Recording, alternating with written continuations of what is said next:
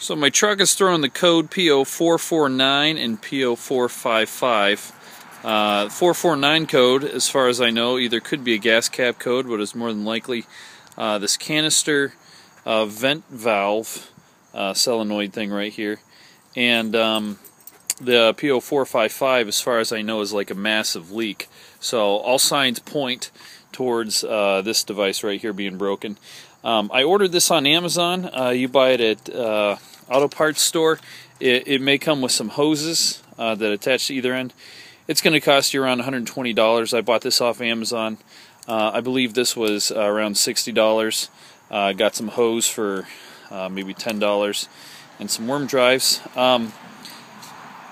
For haters out there that might not think I'm fixing this correctly, this fix will work a lot faster, it's a lot cheaper, and potentially may last a lot longer than going the professional route, taking it to a dealership, or buying the parts for $120 or $130. So let me show you what I'm doing.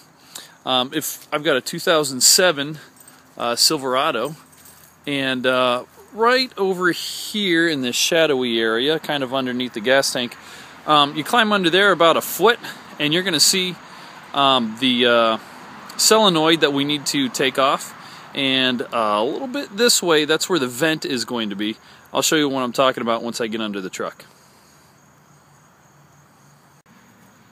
Okay, so I'm under the truck. Here is my vent valve solenoid here, and sorry, that's my dog walking in the background. What I need to do is I need to separate the connection here, separate the connection here. Chances are what I'm going to do is I'm going to take the whole thing down and maybe even disconnect it right up here. With this thing, if you push from the bottom, or I think you push from the sides real hard, you're able to take this thing off. I want to do my best to save this part of the hose and reattach it to the new piece. However, this end of the hose actually travels very far up to the front of the truck. In some vehicles, I've seen that they've had these, the vent, the other end, actually goes up towards where the filling neck is for the gas tank. However, mine goes to the front of the truck and goes above some other instrumentation there. And by the way, just so you know where we're at, the gas tank is right over there, and this is the side of the truck, and if we head that way, that's towards the front of the truck, towards the transmission, where this hose eventually ends up. So I'm going to replace most of that with the 5/8 inch heater hose. So let's give it a try. So a quick update. There's the solenoid, and connects to this kind of box which recycles a lot of the vapors. I pressed really hard on the bottom here, and with a little bit of jiggling I was able to remove that, and there we go. So I should be able to save this hose, and in order to take it off there, I might have to crush that part with some vice grips, but I'm throwing out this old solenoid anyway, so I'll probably crush it here, and I'll do my best just to remove it. The other end of the hose is just zip tied above the transmission up there, so I'll just cut some of the zip ties and I'll have the whole thing out in a second. One thing I did forget to mention with the solenoid is there's kind of a jumper lead right here. Just pull on the red part to kind of disconnect it, and then gently yank on it, and you should disconnect those two pieces here. And that's just on the other side, and we'll give that a try. Just to keep you in the loop, this is what the other end of the hose is actually hooked up with. And if you look just to the left, a little canister box there. I know it might be a little bit out of focus. Not sure how to get in better focus. But there's a little clip, and once I undo the clip, that thing should come free and I should be able to pull it out. So this is what you'll have once you take it out of the truck. Notice the hose, this was going all the way up above the transmission, and it was kind of clipped up there in several different spots.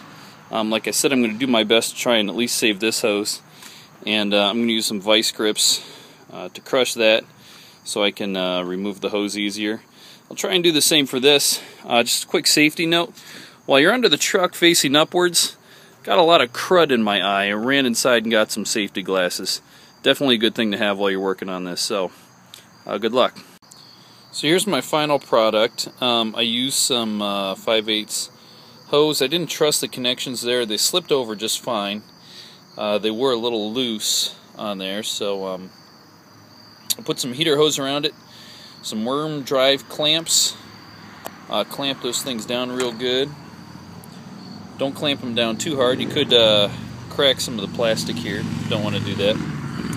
So on the other end, I just kind of left it as is. It's just a little vent area here, and I'm about to reinstall it. And installation should be the opposite of removal, and then I think we're good to go. Okay, it's our moment of truth. I honestly don't know if the code should clear immediately, but this is the first time starting the truck after our fix. Let's see what happens. Should be somewhere in the lake. Can't do it.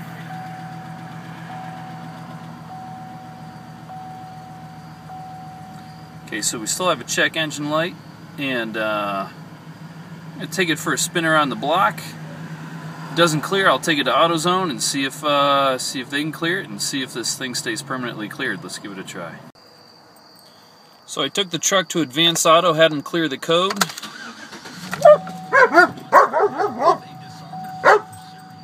And if I did have a light, the light should appear here, but it's gone. So the code is gone. Sorry about my dog.